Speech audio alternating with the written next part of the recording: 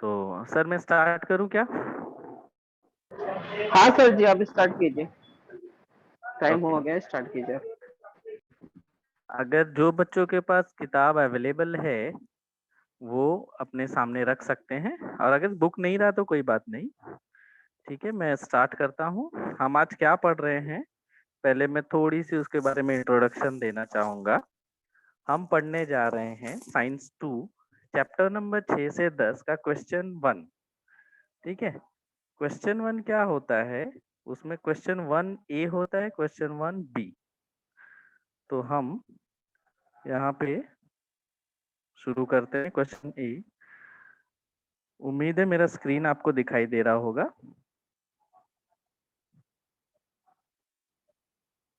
आप लोग को मेरा स्क्रीन दिखाई दे रहा है?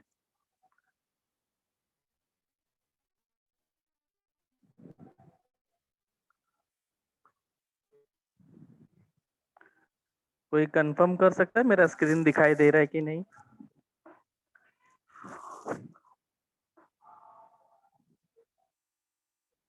हेलो।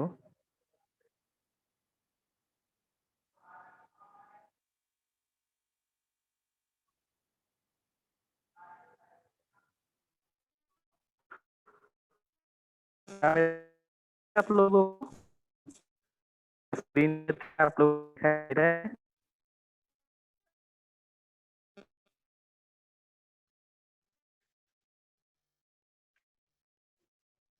सर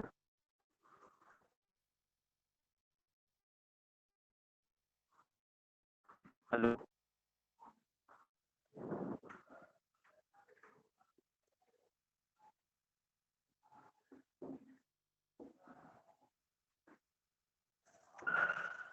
ओके, एक बच्चे ने बताया है, थैंक यू बताने के लिए। मुझे शायद किसी की आवाज सुनाई नहीं दी, इसलिए मुझे लगा स्क्रीन दिखाई नहीं दे रहा है। ओके, हम फिर से वापस स्टार्ट करते हैं। तो साइंस 1 देखो बच्चों, आप लोग को डरने की या टेंशन लेने की जरूरत नहीं है कि बहुत बड़ा चैप्टर है, क्या पढ़ना है क्या नहीं। साइंस बहुत ही आसान है, बहुत आसान। साइंस में कोई भी फेल नहीं हो सकता। एक तो इतना इंटरेस्टिंग सब्जेक्ट है कि इसमें पढ़ने में तो बहुत मजा आता है और थोड़ा हमारा नॉलेज भी बढ़ता है। तभी साइंस में क्वेश्चन 1 जो है वो आता है एमसीक्यूज। आप लोग को पता होगा एमसीक्यूज क्या होता है, फिर भी मैं एक सिंपल तरीके से बताता हूँ। एक सवाल दिया रहेगा, उसके 4 ऑप्शन दिए रहेंगे। उस सवाल के 4 ऑप्शन में से एक सही होगा या एक सबसे करेक्ट होगा, उसको आपको सेलेक्ट करना है और लिखना है। तो सबसे पहले हम शुरू करते हैं चैप्टर नंबर 6, 7, 8, 9, 10। ये आपको आज ये 5 चैप्टर पढ़ने हैं, चैप्टर 6, 7, 8, 9, 10। तो मैं आपको बता रहा हूँ कि ये जो सवाल आएंगे क्वेश्चन 1 ए के, 1 मार्क का एक सवाल एमसीक्यूज रहेगा। आपको एक ऑप्शन सेलेक्ट करना है। तो सबसे पहले आपको बताऊंगा कि आपको लिखना कैसे है। आप जब लिखते हैं ना, तो आप ऑप्शन भी लिखेंगे और वो भी लिखेंगे। चैप्टर नंबर 6 से शुरू करते हैं। सारे सवाल किताब से ही आएंगे, ये बात ध्यान रखना। आप लोग को कई बार ये होता है कि कहाँ से पढ़े, कहाँ से पढ़े। कई बच्चे पूछते हैं सर हम कहाँ से पढ़े। तो मैं आपको बता दूं, सारे सवाल किताब से ही आएंगे। अभी मैंने खोला है पेज नंबर 67। पहले हम देखेंगे कि उस चैप्टर के, चैप्टर 6 के कौन कौन से ऐसे पार्ट है, पेज हैं, जहाँ पे हम पढ़े तो हमारा एमसीक्यूज कभी गलत नहीं होगा। अभी अगर आपके पास किताब है तो पेज नंबर 67 खोल सकते हैं। 67 पे आपको दिखेगा रंध्रीय प्राणी और निडारिया प्राणी संघ। ये एमसीक्यूज के लिए बहुत ही इंपॉर्टेंट है, मैं आपको बता रहा हूँ, ध्यान से देखिएगा। दिख रहा है, ये दिख रहा है 2 चीज, ऑस्टिया एंड ऑस्कुला। ऊपर की पहली लाइन में देखिए, दिख रहा है ये ऑस्टिया और ऑस्कुला। ये पूछता है, ठीक है, कि ऑस्टिया ऑस्कुला कहाँ होता है, तो आपको पता होना चाहिए कौन से संघ में। इसके बाद क्या पूछता है, जो मैं बता रहा हूँ, पॉइंट नंबर 4। ठीक है, पॉइंट नंबर 4 में क्या है, आप ध्यान से देखिएगा। कॉलर कोशिका, ये देखिए, आपको कॉलर कोशिका पढ़नी पड़ेगी। ठीक है, कई बार होता है कि रंध्रीय प्राणियों में सबसे जरूरी चीज क्या होती है, या ऐसा कौन है ये जिसमें कॉलर कोशिकाएं पाई जाती है। तो आप देख रहे हैं कॉलर कोशिका, इस पे बहुत बार और बहुत ही अच्छे अच्छे सवाल पूछे गए हैं बोर्ड में। इसी प्रकार एग्जाम में फिर से आता है स्नान छिद्रिष्ट, दिख रहा है आपको? स्नान छिद्रिष्ट पॉइंट नंबर 7 पे है कि स्नान छिद्रिष्ट कौन से संघ में होता है। यहाँ पे देखिए लिखा है स्नान छिद्र। मैं आपको अभी सवाल भी दूंगा, अभी मैं बात कर रहा हूँ इस पेज पे क्या क्या टॉपिक से सवाल पूछे जाते हैं, इसके बाद हम सवाल भी हल करेंगे। तो जो स्नान छिद्रिष्ट है वो कौन से संघ में आता है? तो आंसर है रंध्री। सेम उसी प्रकार इसी पेज पे पेज नंबर 67 पे नीचे आएंगे, डेटा यहाँ पे देखिए सिलेंट्रेटा को भी दूसरा नाम है निडारिया। ठीक है, तो सिलेंट्रेटा निडारिया में क्या होता है मालूम है? इनकी स्पेशल जो है पॉइंट नंबर 3 अरीय सममिति द्विस्तरीय कोशिका, पॉइंट नंबर आपको, ठीक है, इनमें से किसमें अरीय सममिति मिलता है? तो द्विस्तरीय कोशिका है। तो ये पेज था। इसी प्रकार नेक्स्ट पेज पे आप देखेंगे तो हमने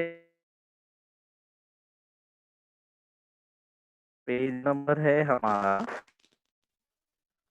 71। 71 में ये जो पार्ट, जो अभी पेज आप देख रहे हैं, बहुत ही इम्पोर्टेंट है। ऐसा कैसे है मैं आपको बताता हूँ कि कांटे द्वार तचाले ये संघ है। इसमें आपको पॉइंट नंबर 3 में थोड़ा सा जूम कर दे रहा हूँ, दिख रहा है आपको पॉइंट नंबर 3? ये देखिए नलिका पाद दिख रहा है पॉइंट नंबर 3 में, जो नलिका पाद है, ठीक है, जो नलिका पाद है ये भी कई बार पूछता है कि इनमें से किस में नलिका पाद पाई जाती है। तो आंसर क्या है? कांटेदार त्वचा वाले प्राणी। ठीक है, समझ में आया? नेक्स्ट चलते हैं कि ये जो नलिका पाद वाले हैं प्राणी, कांटेदार त्वचा वाले प्राणी है, ये इनका कांटा है किससे बनता है? तो देखिए यहाँ पे आंसर है कैल्शियम कार्बोनेट। ठीक है, ठीक है। नेक्स्ट हम चलते हैं सेम पेज, अगला पेज नंबर 71, सामिर रज्जु मंत्र प्राणी। ठीक है, सामिर रज्जु मंत्र प्राणी क्या होता है? पेज नंबर 71 पे आप जानते हैं कि नीचे मिलेगा आपको। यहाँ पे आप देखेंगे ऐसा कौन से प्राणी है जिनमें शुंड होता है? तो ये यहाँ पे आप देख सकते हैं शुंड वाले प्राणी कौन से हैं? सामिर रज्जु मंत्र। तो ऐसे ऐसे सवाल जो हैं, एक और इसमें पूछता है वो है कि बेलेनोग्लासस, आप यहाँ पे देख सकते हैं बेलेनोग्लासस कौन से संघ में मिलता है? ठीक है, तो इसका भी आंसर क्या आएगा? सामिर रज्जु मंत्र। अगर ये आपने ये पेजेस पढ़ लिए तो आपको कोई डाउट नहीं रहेगा इस पार्ट में। सब कुछ नहीं पढ़ना, लेकिन किताब पढ़ते वक्त आपको ये चीजें जरूर ध्यान रखनी। अभी आप ध्यान से देखिए, यहाँ पे मैंने सवाल लिखा है। तो पहला सवाल है छिद्रधारी प्राणियों के स्पंजी शरीर में कौन कौन सी कोशिका होती है? देखो मैंने बताया था ना, कॉलर कोशिका, जो हमने पेज नंबर उस पे पढ़ा था ना 67 पे। छिद्रधारी प्राणियों पे कौन सी कोशिका होती है? कॉलर कोशिका। ठीक है, कॉलर कोशिका वो कोशिका होती है जिससे वो अपना भोजन ग्रहण करते हैं पानी के अंदर।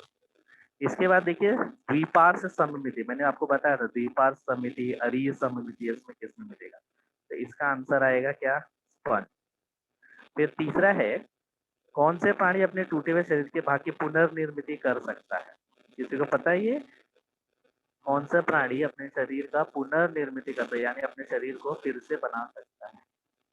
ठीक है, तो इसका आंसर आएगा सितारा मछली। सितारा मछली यानी कांटेदार। तो देखो मैंने आपको 4 संघ बताए, कांटेदार, सामिर रज्जुमन, और इसके पहले आपको निडारिया बताया था, और स्पंज वाले, ठीक है, रंध्रीय प्राणी।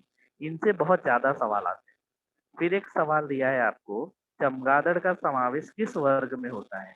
तो आप ध्यान देना, ये वाला जो सवाल है तो पेज नंबर 74 से पूछा गया है। कुछ ही ऐसे प्राणी हैं जो अलग ग्रुप में है, लेकिन वो स्तनधारी होते हैं, यानी वो बच्चे पैदा करते हैं और अपने बच्चों को दूध पिलाते हैं, उनके पास दूध पिलाने की ग्रंथियां होती हैं। तो उनमें देखो पक्षी है, चमगादड़ पक्षी जैसा लगता है, बट वो क्या है, स्तनधारी। ठीक है। सेम ऐसे ही आपने सुना होगा व्हेल मछली। व्हेल मछली क्या होती है, मछली दिखती है लेकिन वो भी क्या है, स्तनधारी। सारी मछलियां अंडे देती हैं, व्हेल मछली बच्चे पैदा करती है और अपने बच्चों को अपना दूध भी पिलाती है। इस प्रकार इंसान भी होते हैं, इंसान भी बच्चे पैदा करते हैं। तो पक्षियों में चमगादड़, मछलियों में व्हेल और डॉल्फिन, ये कुछ अलग है। ये मछली नहीं है, ये स्तनधारी है। पक्षी में चमगादड़ पक्षी नहीं, ये क्या है, स्तनधारी है। इस प्रकार आप पढ़ सकते हैं। नेक्स्ट आता है, इस पार्ट में आपको मैं फिर से एक बार रिवीजन करा दे रहा हूँ आपको, कौन कौन से पेज यहाँ पे मैंने निशान, पेज नंबर फिर से बता रहा हूँ, 67, पेज 67। आप नोट कीजिए, आपको इस पार्ट में से जो एमसीक्यूज आएंगे, बहुउद्देश्य प्रश्न, 1 मार्क वाला प्रश्न जो आपको ऑप्शन से लेकर आएंगे, वो पेज 67, पेज 71 और पेज 74। आपको स्क्रीन पे भी दिखाई दे रहा होगा। पेज 67, ये 71 है, मैंने मार्किंग भी की है कि कहाँ क्या होता है, दिख रहा है आपको। ये 71 का अगला भाग है और उसके उसके सवाल। अगला स्लाइड हम देखते हैं, यहाँ पे मैंने आपको आंसर पहले से मार्क किया है। आप देख सकते हैं, वन्य जीव कानून के अंतर्गत सरीसृप, सरीसृप यानी रेंगने वाले, ठीक है, ऐसे प्राणी, ठीक है, ऐसे प्राणी जो रेंगते हैं उनको क्या बोलते हैं, सरीसृप। ठीक है, उनको चलने के लिए हाथ पैर नहीं होते। अब आप बोलोगे इसका आंसर है कछुआ। कछुआ को सच में हाथ पैर नहीं होता, बस वो थोड़ा सा उत्क्रांति के तहत बदल गया है। कछुआ सरीसृप में आता है। ठीक है, बहुत सारे लोग इसमें छिपकली आंसर सेलेक्ट करते हैं। छिपकली सरीसृप है लेकिन उसको कोई पालता नहीं है। कछुआ सरकार की तरफ से पालना मना है, लेकिन लोग उसको अपने घरों में रखते हैं। उसके बाद नेक्स्ट है, महाराष्ट्र में सबसे ज्यादा कौन सा पक्षी दिखता है, तो इसका आंसर देखो कौवा है। महाराष्ट्र में सबसे ज्यादा जो पक्षी दिखता है, मिलता है, वो है कौवा। आप अगर चाहें तो ये सब सवाल अपने बुक में लिख भी सकते हैं। ठीक है, नेक्स्ट है मधुमक्खी तथा तिलचट्टा। ये जो मधुमक्खी और तिलचट्टा है, ये आते हैं संधिपाद प्राणी, पेज नंबर 69। संधिपाद प्राणी सबसे बड़ा प्राणी संघ है, सबसे बड़ा खानदान है ये इन सजीवों का। इसमें हर प्रकार के सजीव आपको मिलेंगे। आपको इसमें कीड़े मिलेंगे, आपको इसमें कीड़े से बड़े जानवर मिलेंगे, रेंगने वाले मिलेंगे, उड़ने वाले मिलेंगे, चलने वाले मिलेंगे, सब मिलते हैं। जैसे मैं बताऊं, उड़ने वाले कौन से हैं, मधुमक्खी, तितली, मच्छर, मक्खी, ये सब संधिपाद में आते हैं।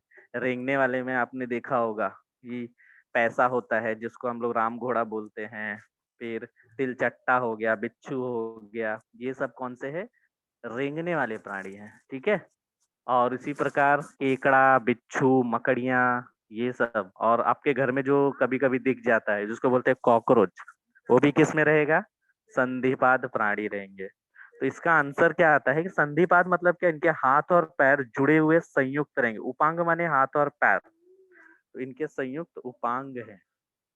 संयुक्त उपांग मतलब हाथ और पैर जुड़े हुए हैं। जुड़े हुए तो अपने भी है, लेकिन इनके बाहर से भी दिखाई देते हैं कि वहां पे कुछ जुड़ा हुआ है। ठीक है, संधिपाद का मतलब ही होता है हाथ पैर जुड़े हुए। तो इसका आंसर ये है, आप देख सकते हैं। उसके बाद चौथा जो सवाल है, कौन सा प्राणी है जो शीत रक्त वाला होता है। शीत रक्त मतलब समझे, जिनका खून बाहर के वातावरण से ठंडा रहेगा। यहाँ पे देखो मार्च 2019 में पूछा भी है। इसका आंसर है, देखो चमगादड़ स्तनधारी है, स्तनधारी का खून जो होता है गर्म होता है। खरगोश और हाथी ये दोनों भी स्तनधारी है। तो बचा क्या आंसर, इसमें क्या आंसर बचा, सांप। जो सांप है वो स्तनधारी प्राणी नहीं है, इसीलिए वो क्या है, सरीसृप, रेंगने वाला।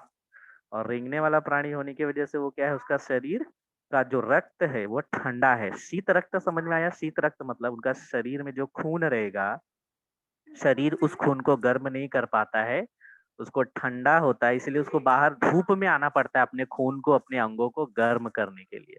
समझे? और उसके बाद वो होगा। समझे?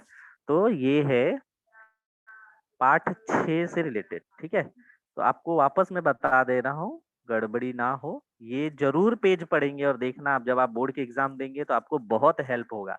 पेज नंबर 67, पेज नंबर 69 संधिपाद वाले थोड़ा बहुत देख सकते हैं। 71 बहुत इंपॉर्टेंट है, और लास्ट में 74 में आधा आप जानते हैं, थोड़ा एक बार पढ़ लेंगे तो आप में इसमें एक भी सवाल में चूक नहीं होगी। ठीक है, अभी नेक्स्ट हम चलते हैं पाठ 7 की तरफ। सातवां जो पाठ है, सातवां जो पाठ है वो बहुत ही इंपॉर्टेंट चैप्टर है वस्तुनिष्ठ यानी ऑब्जेक्टिव वाले सवाल के लिए। ठीक है, इसमें आपको क्या देखना है, पेज नंबर मैं आपको बता रहा हूँ, पेज नंबर 84, ये बहुत जरूरी है। इस पाठ में सबसे इम्पोर्टेंट जो पेज है वो है पेज नंबर 84। इसी चैप्टर से, इसी पाठ से आपको सारे वस्तुनिष्ठ प्रश्न बनते हुए दिखेंगे और उसका आंसर मिलेगा आपको। ठीक है, तो अभी हम 84 पेज नंबर देख रहे हैं, बताइए तो के जस्ट नीचे यहाँ पे देखो HCV बैक्टीरिया किसे कहते हैं। अगर आप ध्यान दोगे तो ये वाले थोड़े से दिख रहा है आपको HCV बैक्टीरिया। तो जो समुद्र में तेल का रिसाव होता है, तो अल्केनिवरक्स, बार्क्यूमिन्स और सुडोमोनास जीवाणु जो हैं, और जो पिरिडीन्स हैं, इनको, इन समूहों को HCV बोलते हैं। इनका पूरा नाम है हाइड्रोकार्बोनोक्लास्टिक बैक्टीरिया। क्या नाम है? हाइड्रोकार्बोनोक्लास्टिक बैक्टीरिया। तो इनका शॉर्ट फॉर्म में क्या नाम आता है? HCV। अगर मान लो आपको रिक्त स्थान में आ गया, जोड़िया मिलाव में आ गया, संगत असंगत में आ गया, इनमें से कौन है HCV, तो आपको जो मैंने गोला गोला किया है ना, एल्केनोवेरिक्स, बार्क्यूमिन्स, सुडोमोनास, पिरिडिन्स, यही HCV बैक्टीरिया है।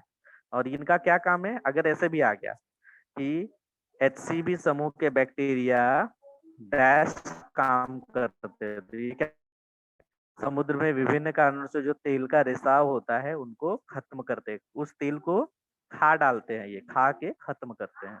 इस तरह से आपको HCV के बारे में बताना है। फिर आता है नेक्स्ट, प्लास्टिक की बोतल जो है, ठीक है, मैं थोड़ा सा जूम कर दे रहा हूँ, ध्यान से देखो। प्लास्टिक की बोतल PET बोलते हैं, इसका पूरा नाम है पॉलीथिलीन टेट्राथैलेट पॉलिएस्टर। ठीक है, इसका शॉर्ट फॉर्म में क्या बोलते हैं? PET।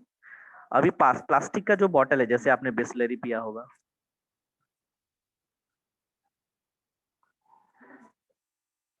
ठीक है, तो जो प्लास्टिक और बिस्लरी की बोतल है, उसमें क्या होगा, जब हम पी लेते हैं पानी तो वो फेंक देते हैं, फेंकने के बाद वो कचरे के डब्बे में भी जाएगा तो भी वो खत्म नहीं होता। तो अभी आप थोड़े सा यहाँ पे नाम देख रहे हो, स्ट्रेप्टोमाइसिस नोकार्डिया एक्टिनोलेंसस, कवक है, कवक में जिसको आप लोग बोलते हो कुकुरमुत्ता। ये जो प्रजातियां हैं, ये पानी की बोतल जो होती है उसको खत्म करती हैं, खा के खत्म करती हैं। तो अगर आया कि पानी की बोतलें, अगर प्रदूषण बहुत ज्यादा हो रहा है तो उनको कैसे बचाएंगे, तो क्या नाम आएगा? स्ट्रेप्टोमाइसिस नोकार्डिया एक्टिनोपेंसिस, इन कवक में। ठीक है, ये सब क्या है? कवक के उदाहरण है।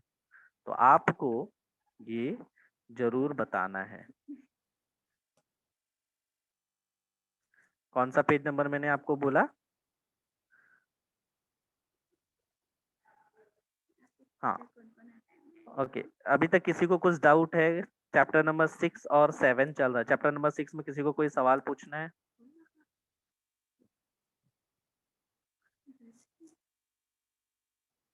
किसी को कोई सवाल है तो लिख के या माइक ऑन करके बोल सकते हैं, अदरवाइज मैं चैप्टर नंबर 7 पे चलता हूँ।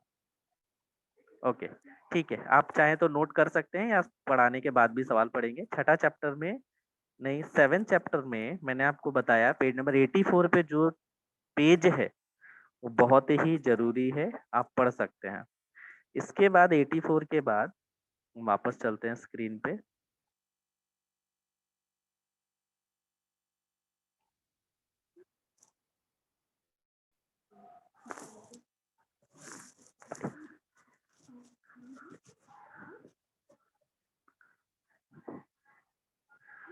पेज नंबर हम चलते हैं,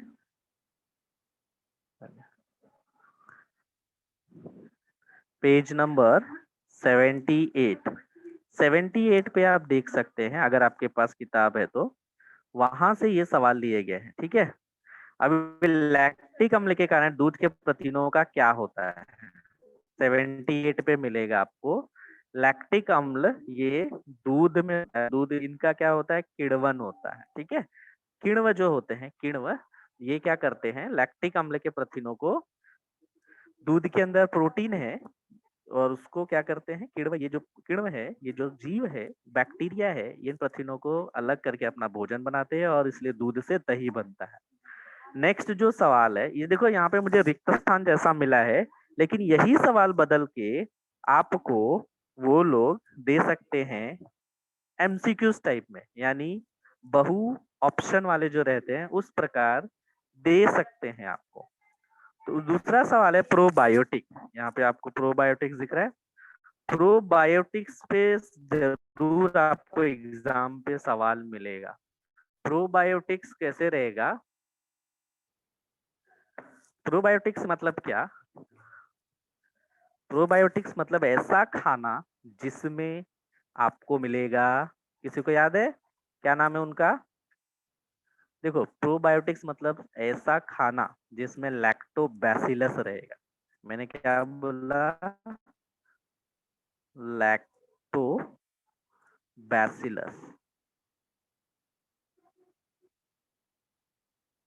लैक्टोबैसिलस ये जो सजीव क्या करता है पता है? ये हमारे पेट में ना जो सूक्ष्म जीव हानिकारक होते हैं, जो हमारे भोजन के पाचन में नुकसान पहुंचाते हैं हमको, या खाने को पचने नहीं देते, गैस बनाते हैं, पेट को खराब करते हैं, ये जो लैक्टोबैसिलस है ये उनको सबको नष्ट कर देता है, भोजन के पाचन में हमको मदद करता है। तो जो लैक्टोबैसिलस है इसको हमको क्या करना है कि हमको अपने आहार में, अपने खाने में समावेश करना है। तो कौन कौन से खाने हो सकते हैं? देखो, लैक्टोबैसिलस वाले खाने कौन कौन से हो सकते हैं? दही, छाछ, ठीक है, फिर अचार, मिठाइयाँ, सूप, ये सब होते हैं। ठीक है, अभी यहाँ पे जो आंसर है वो क्या आंसर है?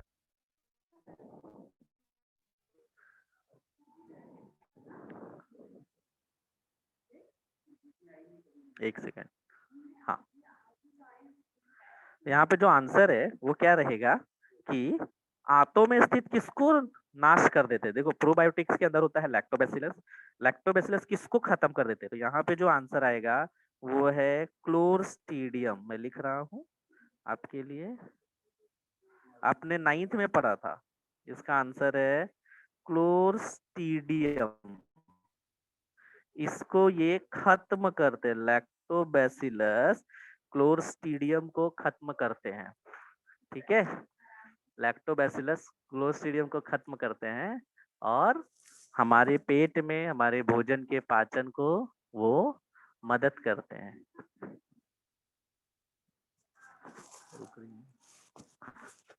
रुक रही हो ना? नेक्स्ट सवाल है, रासायनिक दृष्टि से विनेगर, विनेगर का शुद्ध हिंदी नाम है सिरका। सिरके के ऊपर जरूर आपको बोर्ड में सवाल आएगा। रासायनिक दृष्टि से सिरका मतलब क्या होता है पता है? सिरका मतलब होता है केमिकल नेम, रासायनिक नेम, एसिटिक अम्ल। तो इसका आंसर क्या है? सिरका क्या है? एसिटिक अम्ल है।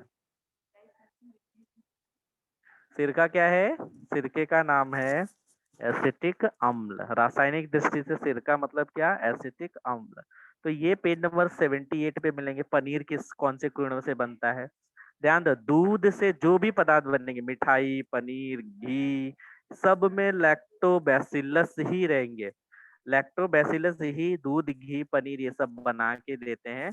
लैक्टोबैसिलस की 200 से अधिक प्रजातियां हैं और ये हमको अलग अलग खाद्य पदार्थ देते हैं, जिसमें एक सिरका भी है। सिरके का रासायनिक नाम एसिटिक अम्ल, याद रखना।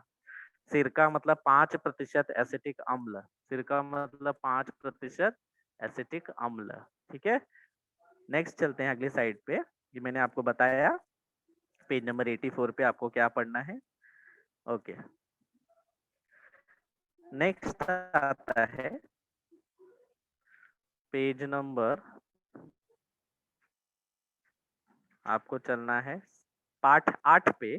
पाठ 8 में मूल कोशिका है, लेकिन इस मूल कोशिका वाले पाठ से ज्यादा अगर आपको कुछ सवाल मिलेंगे तो वो है पेज नंबर 96। 96 जो पेज है वो बहुत ही इंपॉर्टेंट है आपको एक वाक्य के आंसर के लिए, रिक्त स्थान के लिए, जोड़ या मिलाओ के लिए। यहाँ पे आप देख सकते हैं पेज नंबर 96 में मैंने खोला है कि अलग अलग प्रजाति अलग अलग काम करती है। जैसे सुडोमोनास दिख रहा है आपको, मैंने पहले भी बनाया HCB, इसको शॉर्ट में बोलते हैं HCB। ये क्या है? हाइड्रोकार्बोनोक्लास्टिक बैक्टीरिया। तो जो HCB है ये सुडोमोनास प्रजाति के होते हैं। उसी प्रकार फर्न प्रजाति की वनस्पति अर्सेनिक को, अगर आया कि अर्सेनिक धातु को कौन सी प्रजाति सोख लेती है, तो आंसर आएगा टेरिस विटाटा। ये आपको पढ़ना पड़ेगा। ठीक है, ये सेलेनियम और अर्सेनिक को सोख लेती, चाहे वो जमीन में हो चाहे हवा में हो, मतलब प्रदूषण को एक तरह से कम करती है। इसके बाद रेडियोधर्मी कचरा है, तो उसका आंसर आएगा डीनोकॉकस रेडियोरेंस। आप ये नाम थोड़ा अजीब है समझता हूं मैं, लेकिन आपको याद तो रखना पड़ेगा अगर आपको मार्क्स चाहिए तो। आप नोट करके रखिए, डीनोकॉकस रेडियोरेंस है जो भी परमाणु भट्टी से निकलने वाला कचरा है हानिकारक इंसानों के लिए, उसको ये खत्म कर देते हैं। उसके बाद घास का उपयोग है अल्फाफा घास, तीन पत्ती घास और राय। ठीक है, राय मतलब राई नहीं, राई तो अलग है, राय अलग घास होती है। हाँ? अल्फाफा घास, तीन पत्ती घास और राय, ये तीनों मिलेंगे, ये प्रदूषण को दूर करने में हमारी मदद करते हैं। प्रदूषण को दूर करेंगे कौन? अल्फाफा घास, तीन पत्ती घास और राय घास। तो पेज नंबर, वंस अगेन मैं बोल रहा हूँ आपको, पेज नंबर 96 जो पेज है वो आपको बहुत ही जरूरी है। एक वाक्य और रिक्त स्थान, जोड़िया मिलाओ, संगत असंगत या बहुउद्देशीय यानी MCQs के लिए ये आपको मिलेंगे। इसके बाद आते हैं हम सेम इसी पेज पे,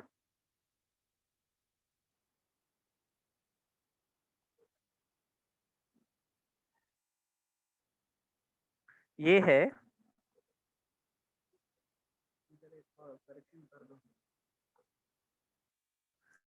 ये है पेज नंबर 96। 96 में आपको दो चीज याद रखनी है, हरित क्रांति और श्वेत क्रांति। मैं फिर से आपको बता रहा हूँ, हरित क्रांति, ठीक है, ये इस पे भी बहुत सवाल पूछता है। हरित क्रांति, आप देख रहे हैं यहाँ पे डॉक्टर MS स्वामीनाथन। ठीक है, हरित क्रांति कौन है? MS स्वामीनाथन। और उसके बाद श्वेत क्रांति जो है वो है नहीं, अमूल दूध से आपने वर्गीज कुरियन, ये गलती बहुत बार कर रहे हैं। कैसे दिया है? ये है भारत के हैं और ये विदेश अमेरिका के हैं, इन दोनों ने मिलकर हरित क्रांति की थी। ये दोनों हरित क्रांति के हैं। तो लोग क्या समझते हैं, एक इसमें हरित क्रांति वाले हैं और जो नॉर्मन बोरलॉग है वो श्वेत क्रांति वाले। ऐसा नहीं, जो हरित क्रांति है वो MS स्वामीनाथन, ठीक है, स्वामीनाथन। और जो श्वेत क्रांति वाले हैं वो है वर्गीस कुरियन। ये आपको ध्यान रखना पड़ेगा, हरित क्रांति स्वामीनाथन, श्वेत क्रांति वर्गीस कुरियन। इसीलिए ये बच्चे बहुत मिस्टेक करते हैं, इसलिए उनको बताना पड़ता है ताकि उनमें गड़बड़ी ना हो। अब चलते हम लोग थोड़ा सवाल हल करते हैं। यहाँ पे देखो, कंपोस्ट खाद बनाना बचाना है, तो कंपोस्ट खाद बनता किससे है? जो भी चीज नॉर्मली आसानी से हवा में सड़ जाती है, वातावरण में नष्ट हो जाती है, तो कंपोस्ट को विघटित किया जाता है किससे? बचा हुआ खाद्य पदार्थ, सब्जी और फल के छिलके को हम जब सड़ाते हैं, जमीन में दबा देते हैं, तो इसको क्या बोलते हैं? कंपोस्ट खाद बन गया। ठीक है, यहाँ पे प्लास्टिक की थैली से कंपोस्ट नहीं बनेगा, बोतल और डिब्बे से नहीं बनेगा, और टूथपेस्ट और खराब टूथ ये सब प्लास्टिक ही है। प्लास्टिक की कोई चीज से कंपोस्ट खाद नहीं बनता है, तो सही आंसर ये है। इसके बाद आ जाता है पेज नंबर पार्ट 7 और 8 का मिला के, यहाँ पे देखो लिखा है विषैले कीटनाशक है। विषैले कीटनाशक मतलब जो ऐसे कीटनाशक जो कीड़ों को भी मारेंगे, और अगर वो फसलों के साथ हमारे पेट में आ गए तो हमारे पेट को, हमारे स्वास्थ्य को भी खराब करेंगे। तो विषैले कीटनाशक का रूपांतरण अविषैले मतलब जहर, जहर को खत्म करना है। मान लो ऐसा कोई दवाई है जो फसल पे मारा, कीड़े मर गए, अब आपको फसल खानी है, तो वो फसल को, उस पेड़ पर से जहर को हटाना पड़ेगा। उस प्रक्रिया को बोलते हैं निराविषीकरण। ठीक है, बहुत सारे लोग ये ऑप्शन सेलेक्ट करते, ये गलत है। ठीक है, बाकी दोनों तो उनको समझता है, ये नहीं होगा। तो आंसर क्या है इसका? निराविषीकरण। निराविषीकरण मतलब विष, जहर को खत्म करना, हटाना। समझ में आया? इसको क्या बोलेंगे? निराविषीकरण। ये याद रखिए, बहुत सारे बच्चे हिंदी वर्ड समझ नहीं पाते हैं, इसके लिए वो गलत कर देते हैं और विघटन लिख के आता है, क्योंकि विघटन उन्होंने सुना हुआ होता है, निराविषीकरण बहुत ही कम सुना हुआ होता है, इसलिए वो नहीं लिख पाते। तो निराविषीकरण मतलब होता है फसल के ऊपर जो जहर वाले कीटनाशक है, कीड़ों को मारने के लिए जो जहर दिया गया था, उस जहर को फसल के ऊपर से हटाना है। इस प्रक्रिया को बोलेंगे निराविषीकरण। नेक्स्ट आते हैं कि क्या बोला है यहाँ पे, कार्बनिक खाद क्यों वनस्पतियों के लिए सबसे अच्छा है। अभी देखो, कभी कभी आपको लगता है कि 4 में से एक राइट होगा, लेकिन कभी कभी ऐसा सवाल देते हैं कि चारों सही लगते हैं, तो उसमें जो सबसे सही रहेगा वही आपका आंसर रहेगा। इसमें क्या लिखा है? कार्बनिक खाद में प्राकृतिक पदार्थ प्रचुर मात्रा में मिलते हैं, वनस्पतियों की जड़ों में कार्बनिक खाद अच्छे से शोषित हो जाते हैं और मिट्टी को अच्छा बनाते हैं। और उसके बाद चौथा ऑप्शन है सब, मतलब ए बी सी डी सब। तो इसमें देखो तीन चारों राइट है, लेकिन सबसे ज्यादा राइट कौन है? कि सब राइट है, तो इसलिए इसका ऑप्शन डी आएगा। कई बच्चे क्या ए, वो क्या सोचते हैं सब राइट कैसे हो सकता है, लेकिन आपको सवाल पूरा पढ़ के समझना पड़ेगा। कभी कभी कुछ सवाल में ऐसा भी आएगा कि सभी राइट लगेगा आपको। अगर आपको लगता है कि हाँ इसका सब राइट है, तो ही आप सब सेलेक्ट करना। हर बार जरूरी नहीं है कि सब में सब राइट होगा। अगर आपको लगता है कि ये राइट है तो ही आप सेलेक्ट करेंगे। ठीक है, सभी। ठीक है, उसके बाद दूसरा सवाल है कि स्थूल कार्बनिक खाद का क्या अर्थ है। देखो, स्थूल कार्बनिक खाद, स्थूल कार्बनिक खाद मतलब जिसमें गाय के गोबर से बनाते हैं और वो मिट्टी में ज्यादा पोषक तत्व देता है। इसका आंसर कार्बनिक खाद। कार्बनिक खाद मतलब गोबर से, फसलों के छिलके और फलों के छिलके, पत्तियों से, मल मूत्र से जो खाद बनाते हैं, उसको कहते हैं स्थूल कार्बनिक खाद। नेक्स्ट है शून्य कचरा प्रणाली। अभी शून्य कचरा प्रणाली,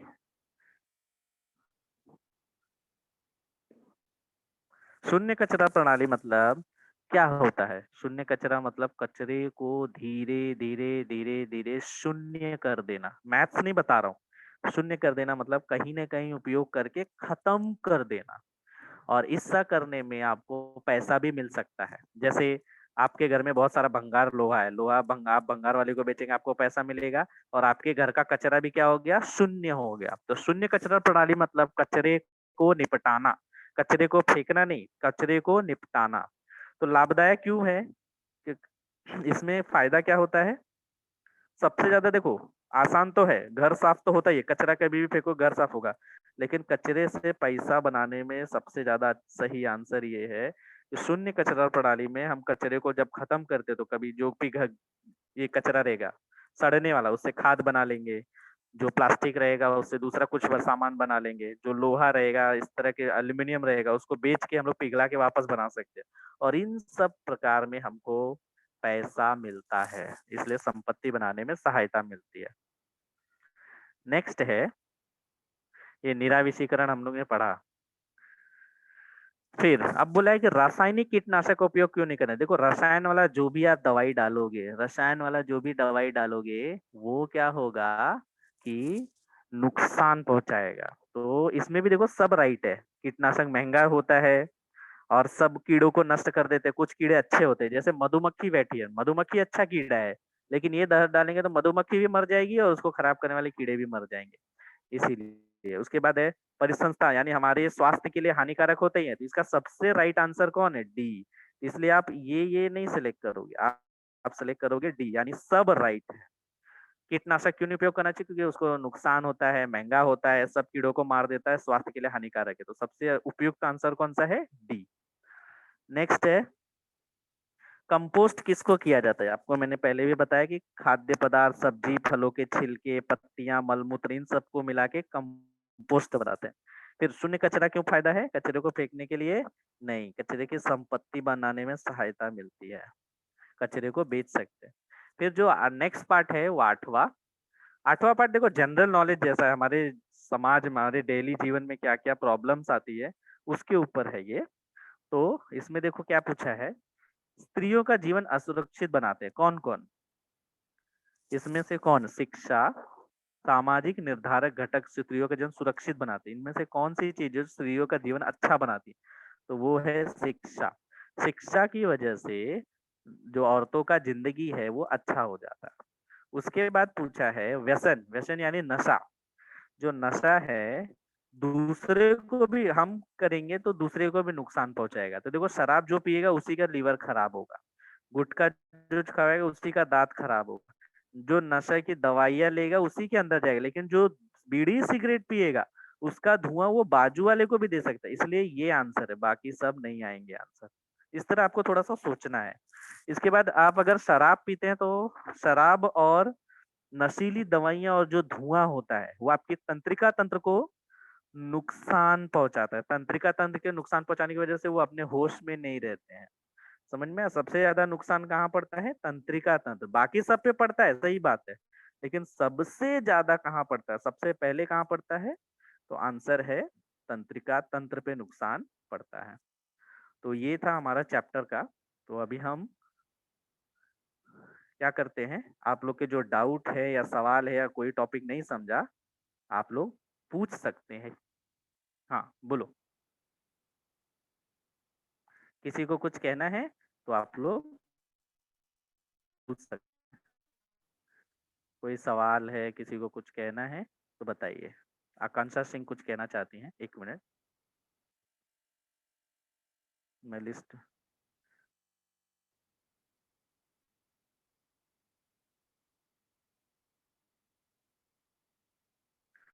हाँ आकांक्षा बोलो, आपका क्या डाउट है बोलो।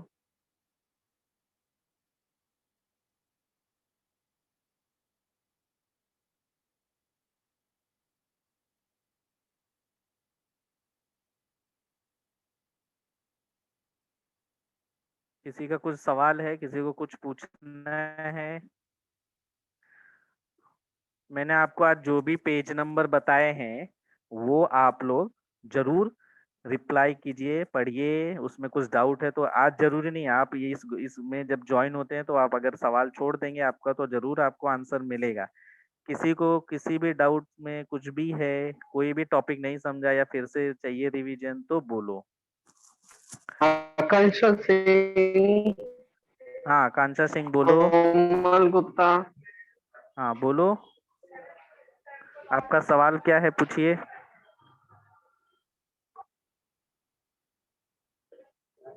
आपकी आवाज नहीं। आकांक्षा सिंह, कोमल गुप्ता। माइक ऑन करो और आप बोलो, आपको क्या पूछना है। माइक ऑन करके हाँ पूछिए कोमल आप। बोलो। हाँ sir, page number 70। Page number 71 कह रहे हो क्या आप? आपकी वॉइस ब्रेक हो रही है, फिर भी जहां तक मैंने समझा शायद आपने 71 पूछा। 71 पूरा पेज बहुत इंपॉर्टेंट है। कांटेदार त्वचा वाले प्राणी और सामिर रज्जुमंद। कांटेदार त्वचा वाले प्राणी में दो सवाल पूछना है। एक, सबसे पहले पॉइंट नंबर 3 है, नलिका पाद कौन से प्राणियों में आता है? तो कांटेदार त्वचा वाले। या सितारा मछली के अंदर कौन सा पाद होता है? तो नलिका पाद। या कभी कभी ऐसा भी सवाल पूछता है कि सी कुकुम्बर में कभी कभी ऐसा कौन से संघ में आता है, तो इसका आंसर क्या आएगा, कांटेदार त्वचा वाले प्राणी। इसी प्रकार सामिर रज्जु मंत जो उसी के नीचे